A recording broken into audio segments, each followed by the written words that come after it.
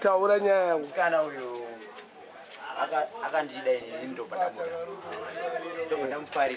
ndamufarira ndokubva ndawirirana tawirirana papaita panana chii iye andipa mapromise kwete ili ndiiye pachake kobva ndawirirana nazvo inini ati haano problem because iwo hatisataita sei hatisati taonana saka kana watiwe unoziva kuti tionane tichiita sei sei because ina handina way yekuti ndinokwanisa kuita sei kuona asi iwewe ndonokwanisa kuita way yekuti ukwanise kuona inini semaitire all kuda nekuti zviitike izvozvo but now amenoti vasikana vakafanana navo zvavanonatsa kufunga handizive pamwe zvakamupresa kana kuti achazouya pamwe tichazoonana kana kuti hatizoonane but ini shungu dzangu ndaidomboonana nemunhu akafanana neuyu panyaya yake kubva pakutanga. Musikana uyu ari kupi? Ari kuKanada kuToronto. Munowirirana? Tinowirirana. Munotaura nese pafoni? Tinotaura nese pafoni. Saka chichungunisa. Esi iwe? Munotaura nese pafoni? Saka yanokuudza kuti chichungunisa. Saka uchauri kumhanyira chipane kwauri kuenda? Handina kwendiri kuenda but shungu dzekuda kuona munhu time inofamba ndozongoitawo mamwe maplani iye oitawo mamwe maplani maiziya saka semunhu ari kure ini wacho ndiri kure takafanana ndokwanisa kuzongodai ndokwazombomira ndomboshingirira ndomboti pamwe sekutaura kwanonga ichiita achipoka ari kusofta but pane zvinhu zvekuti ka unozotoona toti maya apa kwakutopanja madhiri akutoitika pandai kuti munhu madhiri ake ari kudini ari kufaya ari kuenda kumberi saka pamapromisa akafanana neyayaka anonga akunetsa manje kuti iwo zvako kumberi zviri kubaya inini zvangu zviri kumashure plus iye agara ari kumberi ka inini ndiri kunokei ndiri kumberi kupijana ari kumberi kwakapfuura kumberi saka anofanira kuziva saka uyu ari kumberi mberi ko uyu ari kumberi but iye chaanofanira kuziva manje anofanira kuziva kuti anofesa uizimuzimu so what is kana ari kuZimbabwe ka ndinofanira kuti ndimbomuitawo sei ndimbomuvhisitirawo saka iwo nyaya yako ndekuda kukanga kai handisi kuda kumukanga saka unomudiya akauya akaumuona taura usabate Gava hanini zvikuitika ndakudanana naye sematauriro akaita kana tawirirana petinonga taonana face to face naye Makidho uyu akaona chimoko chake chekuforeni nyaya anoita pane chimoko chake chichi ari kuda pane chimoko handisika ari kuti handisida kukanga saka uda chi upindura ka pamusikana unodei send them in farmers man sandokotara nyaya nokumudya mari usi kumberi mdara usi kumberi what's wrong with you? She have to suck your dick man yeah you have to lick it kokotedza kuti kana iye 1000 anokupa yeah exactly kuti exactly chisaka but handoziva kuti ndozvezvinonga zvakanangana nazvo but before chii chinenge chakanangana taura wega iwewe chii chauri kuda une musikana iyi ndiri kumuda zvaida ndo zvandikana zvaaida iyeka iye zvaaida aida madhire kuda aida inini usakakame shamwari taura chokwadi aide chikwauri taura nyatsotaura manje nepawa rako aida kuti inini ndirorane naye ndozvaaida saka iyo vanhu vanororana vanoita sei vanorowana punani dzinozoonekwa because ikazobuda manje yakadaro manje inodetsa saka ubatiro wagava ikazobuda yakadaro manje mudhara manje pane mamwe mastatement ekuti chiro tichitaura tisa akazomanzwa takumataura manje but saka ndo maplani vanhu chinochinyenga inozoti auyarida beans I have to give you wanyara kutaura lakini chikangwaneni kwauri chiyozitaura newe nyaya saka iwo unofunga kuti kana chinyenga chimoko inini 99% ndikuda kuda beans 1% ndeyekutaura taura nyaya but chindotaura hangu kwako chekupesera zvamudhara ichonguti amusikana ine ndomuda unomuda unomudii ndakuita sei naye zvaanoda iye nenini ndozvandikuda iwewo ukudei kwaari ndiri kuda zvaari iye mana apa matomboasombomuona azikuti watikuda zvaari asombomuona ai handisati saka zvii zvaurikuda paari usati wambozviona behavior yake nezvaari behavior yake ndiri kuda behavior yake yei haingori bho how does she behave to you saka usida kukanga ini zvinozooneka after aiwa tinoda kubvunza kuti kukanga isi yes or no shamwari Hauda mukanga iri musikana. Ndokanga, yes. Why? Why? Saka mawaya. Kugadzira mhuri. Ndogadzira mhuri ya. Saka ukutaura na Gava, asi Gava ndiye pfungwa dzakwe indakani. Ayo, ari kuita kuti zvibatsirike zvinhu. Anozoti kanga waya zvinonei.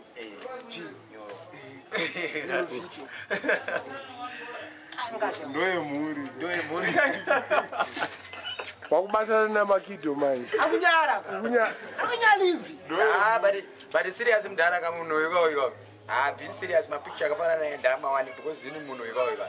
Ndinomuda zvazvo madira akandita ini ndoido handisi kuda mari yake handisi kuda chipa ndikuda iye wani ukuda onini handisi kuda mari yake kuda onini yake ko onini yake izwa mdara iye ndasa ndifungire ba kuti ininika ndikuda kuti ndimure mari kwari handizvo hazisi tombori izvo zvanditori side zero handitoripo nditoripo nekuti iwe muZimbabwe yari foreign you have to eat that's money and then you have to eat it also. What's wrong with you?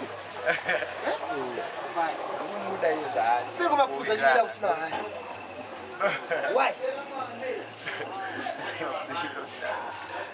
Urugaya wati manje? Pandapedza. Ukoti wapedza chi?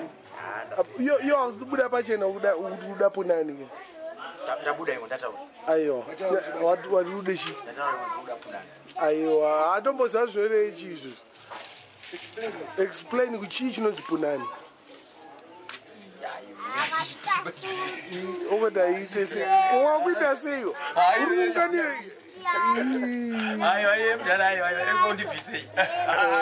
Between your legs there's a garage. So you have to park your Pajero there. Yeah. What's wrong with you? Hausa paka Pajero yako in the parking spot. Pamakoni nepakati. Ask it. Suffolk Master. Suffolk Master. But mubvunze naye.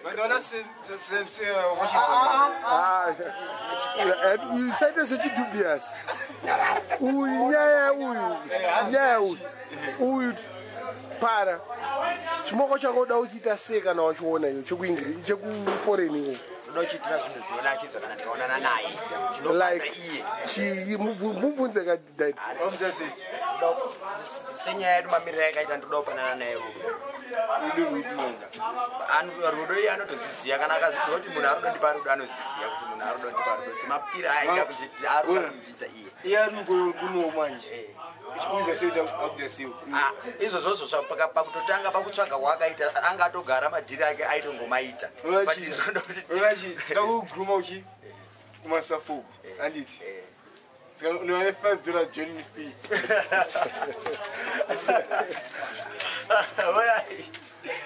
Saka yo urikutiza yo urikunyeba nyebera vanhu kuti hausina kukange iwewe blaziwo aiwa chinangwa chiri uda kutaura zvine diplomacy mukati zvokunyebera munhu handisi kunyeba ndiri kutaura chokwadi sure uda kumuita semwana wevanhu wakamona tikamuona tikawirirana kana tichingataurana sematauriro akaita tiri kuda kuti tidanane tichipanana hausida kumukwira kudanane kupanana rudo aiyo toda kubvunza hausida kukwira mwana wevanhu iri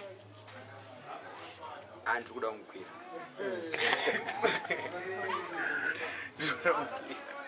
kana wamukwira wozowane ichi wamukwira kana zvabudirira kana zvabudirira kuita izvozvozvo pane zvinonga zvakuzoitika saka ungafunga kuti paunomuwana first time paunongowana panoita kuti ukwire ungamurove marounds mangani sezvo ari kubva kumhiri kwamakungwa unotonhorera ungamupe marounds mangani 4 rounds.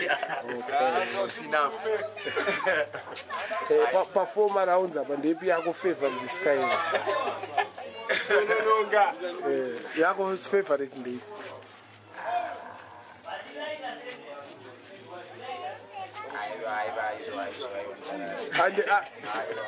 Ndepi nyaso kunakira. Ndepi nyaso kunakira kuti masera nazo maketa. Wanazoketa. Sawa dongo kwira pamusoro je. Anomuka chibhebhi ndinga kana dzobura.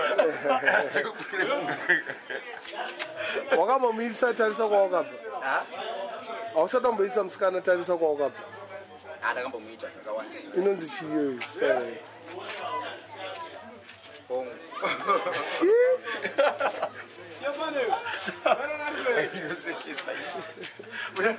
What did you? Saka wakapedza ukangari. Swera nesura. Wakanga ani. Tsapiwa. Ukapatira mari. Hai, bhebhi rangu anomupa mari. Bhebhi rangu rekupira tisikazivi.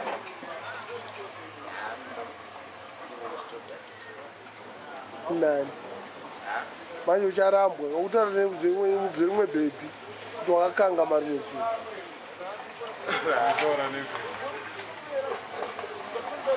Wambozvifunga kuti ndo zvawataura.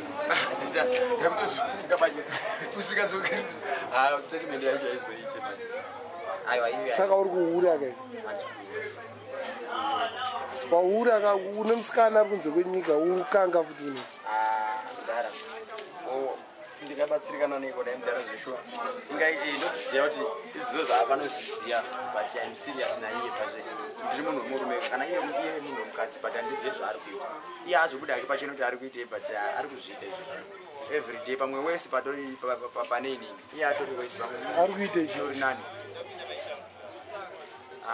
zvinhu zvaari kuita zvii zvauri kutaura izvo hapanozizwa anozototi ukubatireko mukomana aiwa aizoita aiwa statement hapana kuidzwa iyo aiwa iye chaanofanoziva chete chinofanoziva ndechekuti usaibudirira kwazvo but chinangwa chakamira chakafanana nechi ndechekuti handifaniri kutombotarisa kuti aitei iye haafanira kunditarisa because hatisaita sei hatisati tagetsana face to face saka inini handimbotsvake kuti zvazofamba sei zvazodini because madhiri ake munhu anoitawo zvaanoita but zvilavimwiwo irimwe side mudhama face to you unonga uri nani so watiziye zvandinoita handitoziziva kuti munhu wemurume anepokora chidai but hazvizoiti manje kuti tibudirane pachena kuti titi ndo zvandinoita ndinonga ndakubhaisa kana kuti iye handiudza kuti handiri kutozviita dhiri racho harizoite manjero harizobude saka ndezvongoti inonga ichitambika ingori spirit ingaingoramba yakadaro because munhu umwe naumwe ane zvaanoita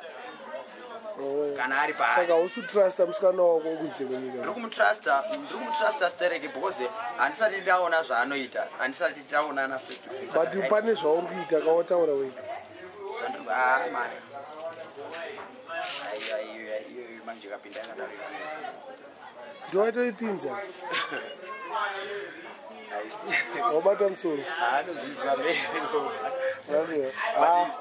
but yakawanda yaanonzwa ndeyekuti no maya sarundifila imwe anozotoona kuti opanenge yakuitika saka una mafeelings palove pane winkid yakaimbanza muna saite mafeelings pamangoma but I think saite mafeelings paku long distance but I think long distance but I think it's a long distance but I think kuti